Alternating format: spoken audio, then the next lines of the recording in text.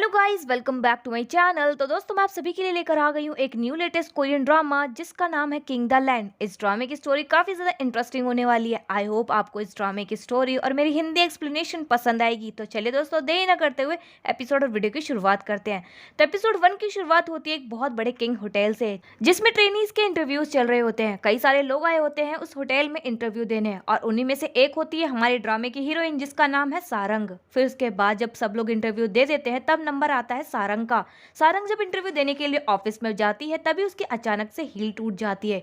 Heal टूटने की वजह से सभी लोग उसी की तरफ देख रहे होते हैं, लेकिन सारंग एम्बेरस ना होने की बजाय कॉन्फिडेंटली आगे बढ़ती है अपना इंटरव्यू देने के लिए। फिर वहीं पे हम कंपनी की डायरेक्टर हारंग को देखते हैं, जो कि सबका इंटरव्यू ले रही होती है। वहीं पे उसकी नजर सारंग पे पड़ती है, जिसकी हील टूटी हुई होती है। तो उसे देखकर, नॉर्मली चलते हुए देखकर वो काफी इंप्रेस होती है। फिर वो उसके रिज्यूमे को देखती है, जिसमें कि सारंग के पास कोई भी बैचलर डिग्री नहीं होती है। और मैं आपको एक और बात बता दूं कि ये साल 2015 चल रही है इसमें। वहीं पे हारंग उसमें देखती है कि सारंग की हॉबी है पियानो बजाना। तो वो सारंग से कहती है कि क्या तुम्हारी हॉबी पियानो बजाना है? तो सारंग कहती है हाँ। तो वहीं पे वो उससे बोलती कि चलो मुझे पियानो बजाकर दिखाओ। तो सारंग हैरान होती है और बोलती कि मैं यहाँ पे पियानो कैसे बजा सकती हूँ, यहाँ पे तो पियानो है ही नहीं। तो हारंग बोलती कि मुझे नहीं पता। तभी यहाँ पे सारंग जो है शुरू हो जाती है और अपने मुंह से आवाज निकालते हुए पियानो बजाने की एक्टिंग करने लग जाती है, जो कि काफी ज्यादा इरिटेटिंग लग रहा था मुझे तो।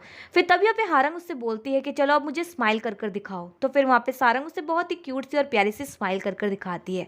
फिर इसके बाद हम सारंग को उसके दो दोस्तों के साथ देखते हैं, जिसमें कि एक का नाम है डायुल, जो कि ड्यूटी फ्री शॉप पर काम करती है, और दूसरी का नाम है पियोंग, जो कि एयर फ्लाइट में काम करती है। वो तीनों ही मिलकर एक रेस्टोरेंट में बैठे होते हैं और डिनर कर रहे होते हैं। वहीं पे उसके दोस्तों दोस्त उससे पूछते हैं कि आज तुम इंटरव्यू देने गई, तो आज इंटरव्यू के दौरान क्या हुआ। वहीं पे सारंग उन्हें सारी बातें बता देती कि आज इंटरव्यू के दौरान क्या क्या हुआ। तब यहाँ पे उसकी बातें सुनकर डायल तो उसका मजाक ही उड़ाने लग जाती है और कहती है कि क्या तुमने सच में पियानो न होने के बावजूद भी पियानो बजाया। तब यहाँ पे सारंग बोलती है कि बस करो अब, और वैसे भी मुझे पता है कि वो लोग मुझे जॉब नहीं देंगे क्योंकि मेरे पास बैचलर डिग्री नहीं है। तब यहाँ पे उसके दोनों दोस्त बोलते हैं कि अगर तुम्हें पहले से ही पता था कि तुम्हें वहाँ पे जॉब नहीं मिलेगी, तो तुम वहाँ पे इंटरव्यू देने क्यों गई थी।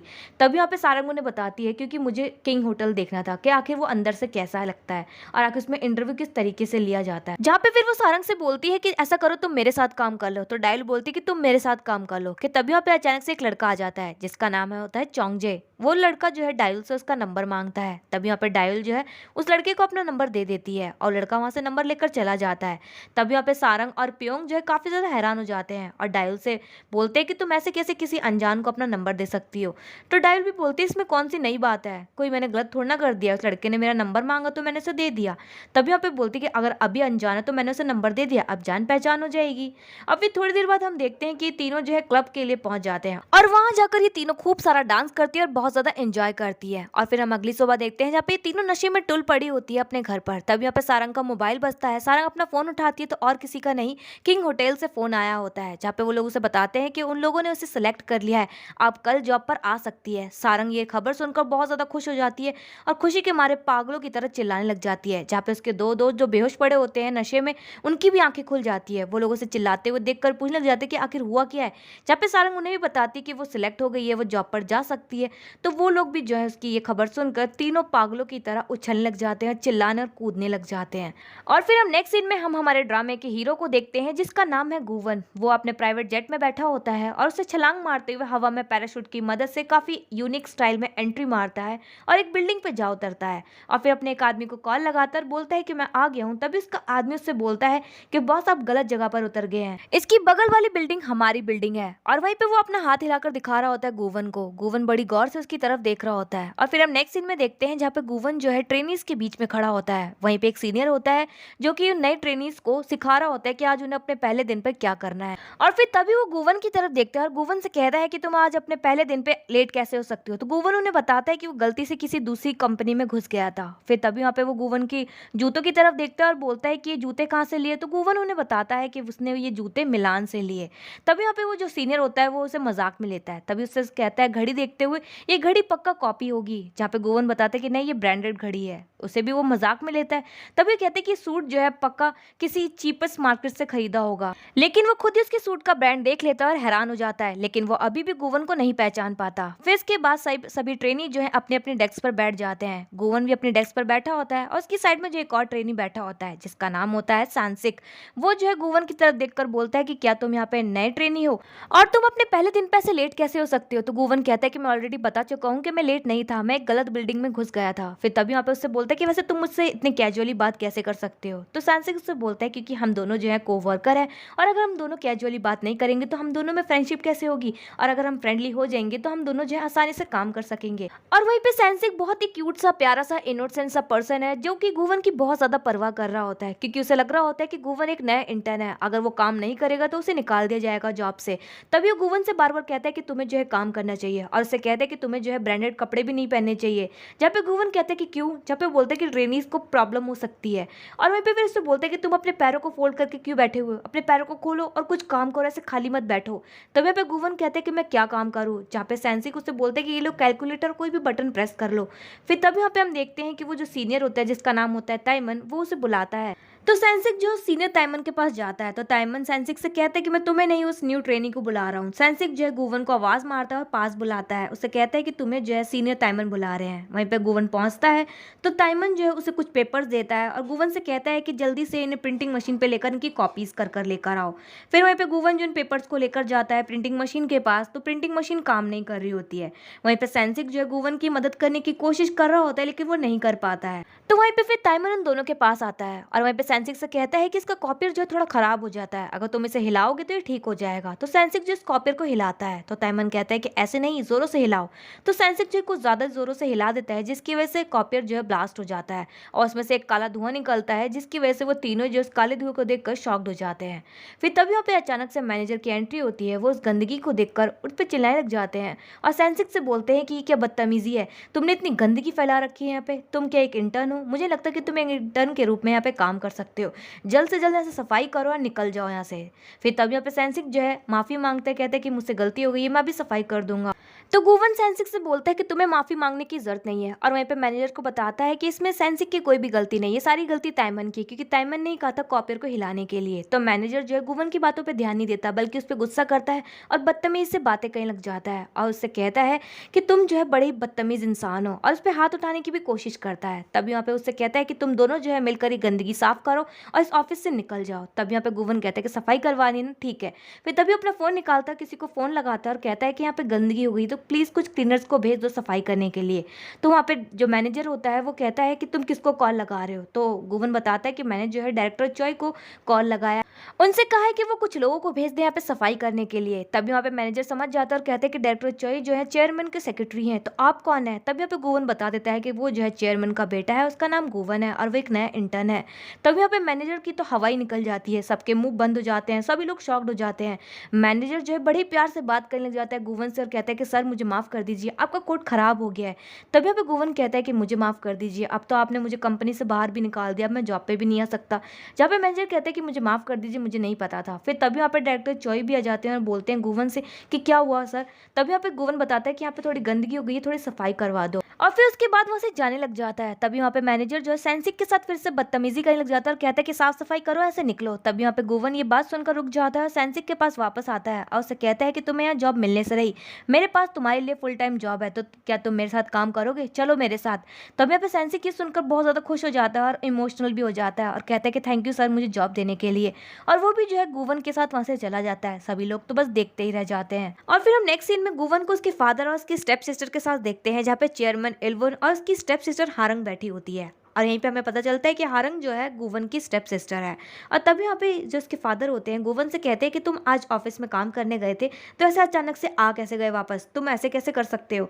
तभी यहाँ पे गुवन बताता है कि उसे ऑलरेडी ऑफिस से निकाल दिया गया है और वो एक इंटर्न बन के काम नहीं करना चाहता है। और यहीं पे हमें पता चलता है कि वो सच में एक इंटर्न बन के ही गया था ऑफिस में, और वहीं पे वो बताता है कि वो यहाँ पे नहीं रहना चाहता है, वो यूके वापस जाना चाहता है। तभी उसके डैड जो है उस पर गुस्सा करने लग जाते हैं, तो उसकी स्टेप सिस्टर जो है अपने डैड को समझाती है और बोल उसे जो करना है उसे करने दीजिए डैड, प्लीज उसे प्रेशराइज मत कीजिए। फिर इसके बाद ये दोनों भाई बहन बाहर चले जाते हैं, तो हारंग गुवन से कहती है कि ये सोचने की गलती तो बिल्कुल भी मत करना कि ये घर जो है तुम्हारा है। तो गुवन कहते हैं कि सॉरी, 2 सेकंड के लिए मुझे लगा था कि घर मेरा है। तो हारंग कहती है कि याद रखना कि कंपनी और इस घर पे तुम्हारा कोई भी हक नहीं है, और बाकी फाइनेंशियली तुम्हें सपोर्ट चाहिए तो मैं हमेशा तुम्हारी मदद करने के लिए तैयार हूँ।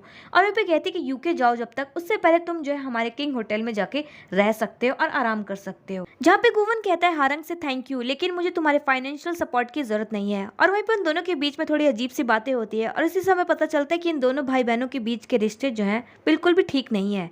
और फिर हम नेक्स्ट सीन में सारंग को देखते हैं जो कि किंग होटल पहुंच जाती है अपने जॉब पर, और उसका जॉब का पहला दिन होता है और वो काफी खुश भी होती है। फिर वहीं पे वो जैसी पहुंच जाती है तो जो मैनेजर किम होती है वो सारी ट्रेनीज को जो है ट्रेनिंग दे रही होती है, सिखा रही होती है कि किस तरीके से उन्हें कस्टमर्स के साथ बिहेव करना है, किस तरीके से उन्हें सर्विस देनी, किस तरीके से उनके साथ बातें करनी है। और मोस्ट इंपॉर्टेंट स्माइल, स्माइल तो बहुत ज्यादा इंपॉर्टेंट है। ये हमेशा स्माइल तो रहनी ही चाहिए चेहरे पे, चाहे कुछ भी हो जाए। और फिर इसके बाद मैनेजर किम सारंग को लेकर बोयोंग के पास जाती है और बोयोंग से कहती है कि एक नई ट्रेनी है, इसे बताओ कि आज क्या क्या काम करना है। वहीं पे सारंग की जो ड्यूटी होती है वो जिम साफ करने की लगी होती है। तब यहाँ पे बोयोंग जो है सारंग की तरफ देखती है और बोलती है कि तुम एक नई ट्रेनी हो, मुझे नहीं लगता कि तुम एक महीने से ज्यादा टिक पाओगी। और वहीं पर उसे एक कपड़ा देते हुए बोलती है कि यहाँ पे जितनी भी मशीनें रखी हुई हैं जिम में, इन सब पे पसीना लगा हुआ है, इसे जाकर साफ करो। तो सारंग बोलती कि क्या मुझे ये सब साफ करना है। फिर तभी वो जो है उस कपड़े को लेती है और मशीनें साफ करने लग जाती है। वहीं पे वो पसीना साफ करते वक्त उससे काफी घिन आ रही होती है, लेकिन तब भी वो स्माइल के साथ सारा काम करने लग जाती है। और फिर हम नेक्स्ट सीन में देखते हैं जहाँ पे बोयोंग सारंग के साथ होती है। तो बोयोंग सारंग से कहती है कि तुम आखिर काम करते वक्त स्माइल क्यों कर रही थी। तो सारंग बताती है कि मैनेजर किम ने कहा है कि हमें जो है सारे काम स्माइल करते हुए करने हैं। तब यहाँ पे बोयोंग कहती कि सब करने का कोई फायदा नहीं है, वैसे भी तुम जो है एक महीने से ज्यादा नहीं टिकने वाली हो। तब यहाँ पे सारंग कहती तो क्या हुआ, मैं तब भी अपना बेस्ट दूंगी। वहीं पे बोयोंग कहती है कि यहाँ पे तो वैसे भी कोई भी अच्छा काम नहीं है, सारे काम तो लॉबी में होते हैं, और वैसे भी मैं जो यहाँ पे 5 साल से काम कर रही हूँ, मुझे आज तक मौका नहीं मिला, मैं लॉबी में कभी भी नहीं जा पाई।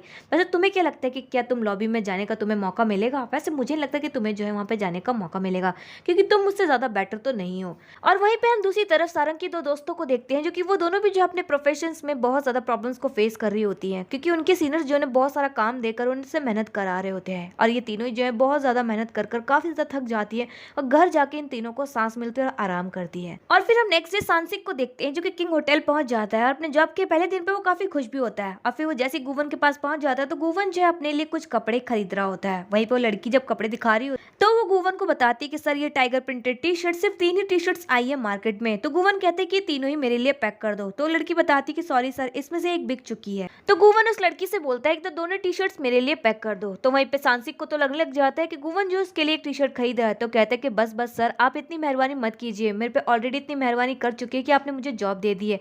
तो गुवन कहता है सांसिक से कि आखिर मैं तुम्हारे लिए टी शर्ट क्यों खरीदूंगा, और वैसे ही मुझे जो है सेम कपड़े पहनना बिल्कुल भी पसंद नहीं है। और वहीं पे सांसिक से कहता है कि तुम जो है जल्दी से अपना पासपोर्ट लेकर आ जाओ, हम लोग जो है जल्दी यूके जाने वाले हैं। तो सांसिक ही सुनकर हैरान हो जाता है और बोलते हैं कि क्या हम लोग यूके जाने वाले हैं। वहीं पे बताते हैं लेकिन मेरे पास पासपोर्ट नहीं है। तो गुवन बोलते कि क्या तुम्हारे पास पासपोर्ट नहीं है। तो सांसिक बोलते हैं कि हाँ, क्योंकि मुझे कभी भी विदेश जाने का मौका नहीं मिला। तब यहाँ पे गुवन बोलता है तो जल्द से जल्द अपना पासपोर्ट बनवा लो। और फिर उसके बाद सेंसिक गुवन के रूम से बाहर निकल जाता है। वहीं पे मैनेजर किम जो है गुवन का इंतजार कर रही होती है। तो वो सेंसिक को जो है गुवन समझ लेती है और उससे काफी पोलाइटली बातें करने लग जाती है। फिर तभी वहाँ पे सेंसिक को भी लगता है कि शायद से गुवन की वजह से ये लोग जो है इतना पोलाइट होकर बातें कर रहे हैं। जैसे सेंसिक वहां से चला जाता है तो मैनेजर किम जो है काफी ज्यादा परेशान हो जाती है और हैरान हो जाती है और बोलती है कि क्या सच में ये चेयरमैन का बेटा था। कितना अजीब सा था, ये तो ना ही हैंडसम था ना ही चार्मिंग था, और कहाँ से लग रहा था कि ये यूके से आया है। फिर हम नेक्स्ट सीन में देखते हैं जहाँ पे जिम में जो एक आदमी आया होता है और वो एक्सरसाइज करते वक्त अजीब सी आवाज़ें निकाल रहा होता है, जहाँ पे जिम में आए लोग जो उसकी आवाज़ें सुनकर काफ़ी इरिटेट हो रहे होते हैं। तब यहाँ पे बोयोंग जो उस आदमी के पास जाती है और उससे कहती है कि सर प्लीज़ आप ऐसी आवाज़ें ना निकालें, लोग जो है इरिटेट हो रहे हैं। तब यहाँ पे वो आदमी जो है बोयोंग से कहते हैं कि क्या तुम मुझे पसंद करती हो। तो बोयोंग कहती कि आप ये क्या कह रहे हैं। तो वो आदमी कहता है देखो, अगर तुम मुझे पसंद करते हो तो तुम्हारे लिए एक बैड न्यूज़ है, क्योंकि मैं जो किसी और को पसंद करता हूँ। वहीं पर उसकी नज़र जो है सारंग पे होती है, उसकी गंदी नज़रों से वो सारंग को देख रहा होता है। और तभी बोयोंग से कहता है कि मेरे पास एक लेटर है, क्या तुम उस लड़की को दे सकती हो, क्योंकि मैं उसे पसंद करता हूँ। फिर उसके बाद बोयोंग जो है वो लेटर जाकर सारंग को दे देती है और कहती कि जिम में जो वो आदमी आया था जो अजीब सी आवाज़ें निकाल रहा था, उसने जो है तुम्हें लेटर देने के लिए कहा है, और इतना देखकर वहाँ से चली जाती है। फिर उसके बाद सारंग जो उस लेटर को खोलकर देखती है तो उसमें बहुत ही गंदी गंदी बातें लिखी होती है। सारंग ये देखकर बहुत ज्यादा गुस्से में आ जाती है। वहीं पे हम दूसरी तरफ गुवन को देखते हैं जो कि जिम में आया होता है और उसने भी सेम वैसी ही टी शर्ट पहन रखी होती है जैसे कि उस आदमी ने पहन रखी होती है। तभी वहाँ पे जैसे एक्सरसाइज करना शुरू कर देता है, वहीं पे सारंग जो है गुस्से में आती है और वो जो है गुवन के पास पहुंच जाती है, क्योंकि उसने जो उस आदमी को पीछे से देखा था और वो टी शर्ट के जरिए जो है उसको जज करने लग जाती है। उसे लगता है कि गुवन है जिसने वो लेटर उसे भेजा है और वहीं पे मिसअंडरस्टैंडिंग क्रिएट हो जाती है। वो गुवन से कहती है कि तुम्हारी हिम्मत कैसी हुई इतनी गंदी बातें लिख कर ये लेटर मुझे भेजने की। वहीं पे गुवन को बिल्कुल भी सुनाई नहीं दे रहा होता है क्योंकि उसने ईयरफोन्स लगा रखे होते हैं। तभी वहाँ पे सारंग गुस्से में आके उसकी ट्रेडमिल की स्पीड तेज कर देती है, जहाँ पे गुवन भागते हुए धड़ाम से से नीचे गिर जाता है और काफी फनी सा मूवमेंट भी बन जाता है। और फिर गुवन जैसे ही उठता है और सारंग की तरफ देखता है, उससे बोलता है कि क्या बदतमीजी थी, तुम्हारी हिम्मत कैसी हुई मेरे साथ ये बदतमीजी करने की। तो सारंग बोलती कि पहले तुम बताओ, तुम्हारी हिम्मत कैसी हुई मुझे ये लेटर भेजने की और इतनी गंदी बातें लिखने की। जहाँ पे उसे कुछ समझ में नहीं आता और कहता है कि मैंने ऐसा कुछ भी नहीं किया है। तो सारंग जो उसकी बातें नहीं सुनती है और उसके मुंह पे वो लेटर फेंक कर चली जाती है। वहीं पे गुवन को तो मौका ही नहीं मिलता अपनी बातें बोलने का, तो वो उस पर चिल्लाते हुए उसे आवाज मारता है। तो सारंग उसकी एक भी बात नहीं सुनती है। और तब यहाँ पे गुवन की सिस्टर आ जाती है और वो कहती है कि ये मेरा होटल है और तुम इस होटल में ऐसे चिल्ला नहीं सकते हो। तो गुवन कहता है कि पहले तुम अपने लोगों को समझा कि वो मेरे साथ किस तरीके से बिहेव कर रहे हैं। मैं इस होटल में जो एक गेस्ट हूँ तो मेरे साथ अच्छे से पेश आए। और वहीं पे उसके ऊपर जो है वो लेटर फेंक कर चला जाता है। वहीं पे जो हारंग होती है वो जो है जिम का इंस्पेक्शन कर रही होती है। तभी वहाँ पे उसकी नज़र जो है सारंग पे पड़ जाती है। तो सारंग से बोलती है कि वैसे तुम यहाँ पे कैसा काम कर रही हो, तुम्हें अच्छा लग रहा है। तो सारंग बोलती कि हाँ मुझे यहाँ पे काम करने में थोड़ी सी प्रॉब्लम हो रही है, लेकिन मैं धीरे धीरे सारे काम करने की कोशिश कर रही हूँ, अपने आप को एडजस्ट करने की कोशिश कर रही हूँ। और वहीं पे हारंग जो उससे कुछ सवाल करती है, जहाँ पे सारंग जो है बहुत ही फटाफट आंसर दे देती है। जहाँ पे हारंग उसकी इंटेलिजेंस को देखकर उसे काफी इंप्रेस हो जाती है और उसे लॉबी में जाकर काम करने के लिए कहती है। वहीं पे सारंग तो एकदम से शॉक्ड हो जाती है, उसे बिल्कुल भी समझ में नहीं आता है कि आखिर हारंग ने उससे क्या कहा। फिर सभी से समझ में आता है कि हारंग ने उससे कहा कि वो लॉबी में जाकर काम करे। वो काफी ज्यादा खुश हो जाती है ये सुनकर, शॉक्ड भी हो जाती है। वहीं पे जो मैनेजर किम होती है वो हारंग से कहती है कि आप ऐसा कैसे कर सकती है, वो लड़की के पास तो बैचलर डिग्री भी नहीं है और वैसे भी वो तो सिर्फ 1 महीने के लिए आई है। तो हारंग कहती है तो क्या हुआ, वो अब 1 साल के लिए काम करेगी, उसे लॉबी में जाकर काम करने के लिए कहो।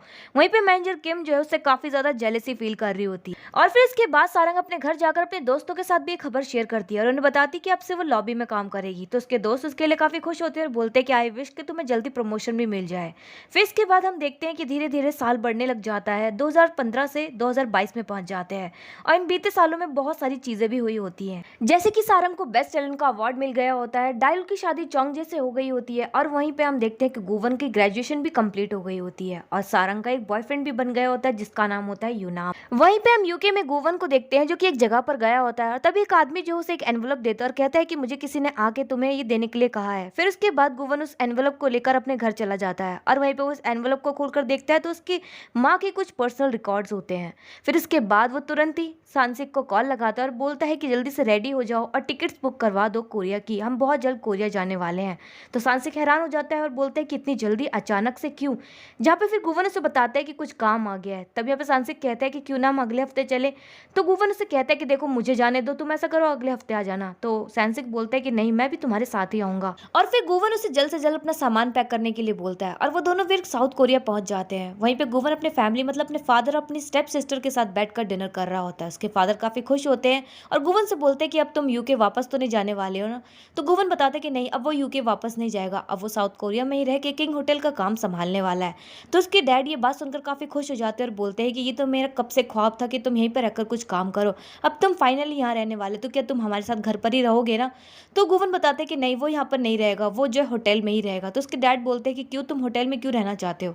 तो गुवन बताते हैं कि उसे होटल में रहना बहुत पसंद है, उसे वहाँ की वाइब अच्छी लगती है। और फिर उसके बाद उसके डैड उससे बोलते हैं कि तुम्हें याद है ना कल तुम्हारी मॉम की स्मारक सेवा है, तो तुम्हें कल आना है। तो गुवन बोलता है कि आप कौन सी माँ की बात कर रहे हैं, उस माँ की जिसे मैंने कभी देखा ही नहीं है और वो जिंदा है या नहीं उसके बारे में मुझे कुछ पता ही नहीं है। और वहाँ से गुस्से में चला जाता है। फिर वो जैसे बाहर निकलता है तो सांसिक उसका अम्ब्रेला लेकर इंतजार कर रहा होता है क्योंकि काफी तेज बारिश हो रही होती है। फिर उसका अम्ब्रेला लेकर जा रहा होता है। तो गुवन कहता है कि मुझे इसकी जरूरत नहीं है और तुम अपने घर जा सकते हो। जहाँ पे सांसिक कहते हैं कि नहीं मैं तुम्हें छोड़कर कहीं भी नहीं जाऊंगा, मैं भी तुम्हारे साथ ही जाऊंगा। और वो भी गुवन के साथ ही चलने लग जाता है। और वहीं पे उन दोनों के बीच में हम बहुत ही क्यूट सा प्यारा सा फ्रेंडली वाला बॉन्ड देखते हैं। और फिर हम नेक्स्ट सीन में देखते हैं जहाँ पे सारंग अपने दोस्तों के साथ मिलकर कई जगह पर गई होती है और वो तीनों मिलकर ड्रिंक कर रहे होते हैं। तभी वहाँ पे सारंग के पेट में दर्द होने लग जाता है। तो डायल कहती है कि क्या हुआ तुम्हारे अचानक से पेट में दर्द हो रहा है, कहीं तुम स्ट्रेस तो नहीं ले रही हो। तभी वहाँ पे पियोंग कहती है कि ये सब इसके बॉयफ्रेंड यूनाम की वजह से हो रहा है, ये उसके बारे में कुछ ज्यादा ही सोचती है। और वहीं पे हम डायल की बेटी को भी देखते हैं जो कि उनके ऊपर ही नजर रख रखी होती है। और फिर हम नेक्स्ट डे देखते हैं जहाँ पे गुवन सेंसिक के साथ किंग होटल पहुंच जाता है। सेंसिक उससे कहता है कि आज किंग होटल में तुम्हारा पहला दिन है। तब यहाँ पे गुवन को याद आता है कि वो अपना फोन तो अपने रूम में ही भूल गया है। सेंसिक उससे कहता है कि तुम्हें लेने जाने की जरूरत नहीं है, मैं किसी से कॉल कर मंगवाता हूँ तुम्हारा फोन। सेंसिक वहां से चला जाता है। तब यहाँ पे गुवन को याद आता है कि वो कुछ इंपॉर्टेंट डॉक्यूमेंट्स अपने रूम में ही भूल गया। वो सेंसिक को फिर से कहने के लिए बोलता है। सेंसिक वहां से जा चुका था। फिर तभी सोचता है कि क्यों ना वो खुद ही अपने रूम में जाकर वो पेपर्स भी ले आए, फोन भी ले आए। वहीं पे हम दूसरी तरफ सारंग को देखते हैं जो कि किंग होटल में अपना काम कर रही होती है कि तभी अचानक से उसके पेट में दर्द होना शुरू हो जाता है। वहीं पे मैनेजर किम सारंग से कहती कि तुम्हें जो है बहुत इंपॉर्टेंट काम करना है, तुम्हें जो है मिस्टर गुवन का फोन उनके रूम से लेकर आना हो। जहाँ पे सारंग कहती कि सॉरी अभी मैं वो फ़ोन नहीं लेकर आ सकती हूँ, अभी मुझे बहुत ज़्यादा इमरजेंसी है, मुझे अभी के तुरंत वॉशरूम यूज़ करना है। तो मैनेजर किम कहती कि नहीं, तुम्हें सबसे पहले फ़ोन लेकर आना होगा, बाद में तुम बाथरूम यूज़ करना। कि तभी यहाँ पे सारंग को जो उसकी बात माननी पड़ती है और वो तुरंत ही गुवन के रूम में निकल जाती है फ़ोन ढूँढने के लिए। वो जैसे ही रूम में पहुँचती है तो उसे फ़ोन मिल जाता है। वो फ़ोन उठाती है और वहाँ से लेकर जा ही रही होती है कि तभी उसकी नज़र पड़ती है सामने बाथरूम पर। वो सोचती है कि क्यों ना मैं बाथरूम यूज़ कर लूँ और फ़ोन भी ले जाऊँगी बाद में। वहीं पे बाथरूम में घुस जाती है और फ़ोन भी जो अपने साइड में रख देती है कि तभी उसे जो है एक रिमोट नज़र आता है, तो वो सोचती है कि ये क्या चीज़ है और उस रिमोट का बटन प्रेस करती है। तो वो वॉशरूम जो है ट्रांसपेरेंट वॉशरूम होता है। वो जैसे ही बटन प्रेस करती है तो उसे जो है अंदर का बाहर दिखने लग जाता है और वहीं पे सारंग ये देखकर थोड़ी-सी हैरान होती है। फिर उसके बाद वो उस रिमोट से खेलने लग जाती है और उस रिमोट के बटन को बार-बार प्रेस करने लग जाती है, जिससे कि वो ट्रांसपेरेंट वॉशरूम जो है उसका ग्लास कभी ब्लर हो जाता, कभी क्लियर हो जा रहा था।